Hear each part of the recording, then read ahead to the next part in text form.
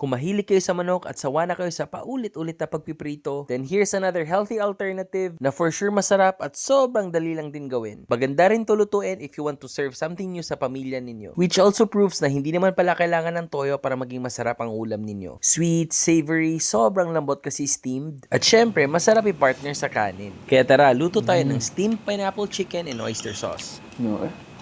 So in a plate, atin ang 2 chicken quarter na leg. Then titimplahan ko lang to ng konting asin. Then ito ang sekreto ko. Instead na toyo, maglalagay ako ng Mamacita's oyster sauce. Very rich in umami at dahil may tamis alat na, mas buo talaga yung lasa niya at hindi maalat lang. Kaya pwede na talaga tong pang substitute sa toyo. So marinate natin yan ng mga 1 hour. Then lipat ko lang to sa plate na kasya sa steamer ko. Then bago ilipat ang chicken, atin ang slices of ginger, garlic, and spring onions. Using the same aromatics, lagay rin natin on top of our chicken. Then meron ako ditong pineapple tidbits. Drizzle tayo ng pineapple juice at yung tidbits on top din ng ating chicken. So after nyo magawa lahat yan, add natin to sa steamer. Then steam natin to for 45 minutes. After ma-steam, add natin yung green part ng spring onions. Then drizzle tayo ng sesame oil. Then lastly, steam natin for 5 minutes. At ganun lang kadali. Kayo, may suggestion pa ba kayo ng any ulam idea na pwede pa nating i-oy sarap? Share nyo naman sa comments oh. And we're ready to serve! Kalamian, gutom na po ka!